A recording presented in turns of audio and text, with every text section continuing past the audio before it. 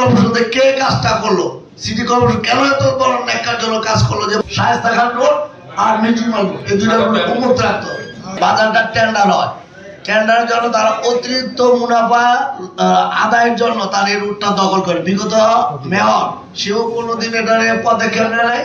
আর যেহেতু আপনারা প্রশাসন আসছেন, আপনারা এটা স্থায়িত্ব কোনো মানে সমাধান চান না, ওই রুটটাকে বন্ধ করে দিতে হবে। ওরা বাজারের সাথে ওরা ডাক দেওয়া যাবে না, ওই রুট পুরো উন্মুক্ত থাকবে। শায়েস্তা খান রোড আর মিউজিয়াম রোড এই দুইটা রোড উন্মুক্ত রাখতে হবে। অতএব যে ইজারাত আছে, সচিব সাহেব আছে, ইজারাদারকে ডাইকা বলে দিবে দুই রুটে যদি কোনো চটি বসে তার ইজারা বাতিল করে দিতে হবে, এটা ব্যবস্থা। কারণ সিভিল সার্জনরা কেউ না কোনো অসৎ উপায় ডায়াগনোস সেন্টার গুলির পারমিশন দিচ্ছে।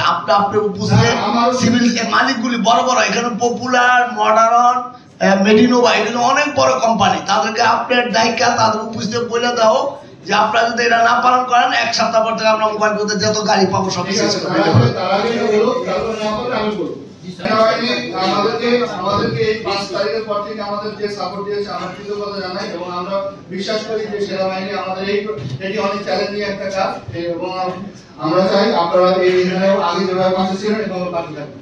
রিপ্রেজেন্টেটিভ যারা আসে তারা তো মূলত আসে ডাক্তারকে ফুসলানোর জন্য যে তার কোম্পানির ওষুধ লেখা, এইটাই যদি তার উদ্দেশ্য হয় তাহলে সেটা কেন রোগী যখন আসবে রোগীর প্রেসক্রিপশনে দেখতে হবে এত অবিশ্বাস কেন, ওর ছবি তুলতে হবে কেন? তাদেরকে প্রয়োজন বোধে বলেন সে যদি ভালো কোম্পানি হয় এমনি লিখবে, সে একটা নির্দিষ্ট সময় আসুক, রাত 10টার দিকে আসুক বা 8টার দিকে আসুক। ডাক্তারদেরও সেটা বলেন যে রাত 10টার আগে কোনো রিপ্রেজেন্টেটিভ আপনার ওখানে ঢুকবে না, সে গাড়িও রাখবে না, তাহলে ভেজালটা মনে হয় কিছুটা হলো। প্রত্যেকটা বিল্ডিং এ যখন পারমিশন দেয় তখন হলো পার্কিং এর ব্যবস্থা রাখতে হয়। ওই বিল্ডিং এর ম্যাক্সিমাম বিল্ডিং দোকান বা গোডাউন করে, পার্কিং এর জায়গায় পার্কিং রাখতে হবে, সেটা পয়লা মার্কেটে আছে। পপুলারের নিচে এখানেও পার্কিং ছিল, তারপর হট প্লাজার নিচে পার্কিং ছিল, সেখানে গোডাউন দেওয়া হয়েছে। এরকম বিভিন্ন বিল্ডিং এর নিচে যতগুলো রাস্তা ভাঙা আছে দ্রুত এটা একটু দ্রুত পাইতে আপনি একটু বলেন তো, দ্রুত একটু মেরামত করতে। আমাদের অল্প খুব বেশি ভাঙা নাই স্যার, আমরা আমাদের প্রজেক্টটা জুনের শেষ, আমরা জুনের মধ্যেই আপনি প্রজেক্টের কথা বলেন স্যার। এটা যেটা ভাঙা আছে সেটা আমি 1 সপ্তাহের মধ্যে কমপ্লিট করে দেব। আপনি শুধু আইনের কথা বললে হবে স্যার, এটা 1 সপ্তাহের মধ্যে কমপ্লিট করে দেব। এই মেন্টালিটি থেকে বের হয়ে আসে।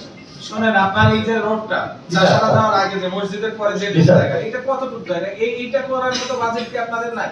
আপনারা খালি প্রজেক্টের কথা বলেন, টাকা ছাড়ার কথা বলেন। এটা আমরা আসলে করে দিই, আর করব সবাই কোনো না কোনো ডিপার্টমেন্টে মানে সবাই এখানে চেয়ার হিসেবে আছে, এইটা বলেন তাহলে আপনাদের কাজটা কি? এর জন্য কত প্রকার ওইখানে একটা হ্যাজার্ড হচ্ছে সবাই। আপনি যদি সেইটুকু হ্যাজার্ড না করতে পারেন, উপরের কথা বলেন, প্রয়োজন করে আপনাদের যদি উপরের কথা বলা লাগে আমাদেরও বলেন, আমরাও কথা বলি। স্যার স্যার স্যার অবশ্যই আমি আমার পক্ষ থেকে যতটুকু সম্ভব আমি কালকে থেকে কাজ লাগা দিচ্ছি স্যার। আপনারা আপনি ওইটা এখানে রাস্তা একটা ফুটওভার ব্রিজ নাই, একটা জেব্রা ক্রসিং নাই, এটা শহরের মানুষ 26টা গার্মেন্টস আমার দুই পাশে, কতগুলো বাজার আমার দুই পাশে, না একটা জেব্রা ক্রসিং আছে না একটা ফুটওভার ব্রিজ আছে। আমার অফিসের সামনে একটা ফুটওভার ব্রিজ দিয়ে রাখছে, কোনো বাজারের সামনে কোনো ফুটওভার ব্রিজ নেই। মানুষ পার হবে কিভাবে? মানুষের জীবনের মূল্য হচ্ছে আপনার টাকার চেয়ে বেশি না, তার জীবনের মূল্য আছে, পার হবে কিভাবে? সেদিন যে দুর্ঘটনা ঘটলো, আপনার ফিটনেস বিহীন গাড়িটা 5 জন মানুষ মেরে ফেললো। সেদিন যে পথে সেতু যেটা হলো সেটা ফিটনেস বিহীন ছিল। এটা কেন হলো বলেন? তাহলে ফিটনেস বিহীন গাড়ি এটা কি সরকার মেয়াদ বাড়ানোর সাথে নির্ভর করে না? আপনার সচেতনতা বোধ থেকে উচিত যে ফিটনেস বিহীন গাড়িটা, এই গাড়িটা টক্সের মতো, এই গাড়িটা আমি চালাবো না এটা ফিটনেস না নিয়ে। এটা আমাদের এই বোধ আমাদের হবে না কোনোদিন, আমাদের হওয়া উচিত না।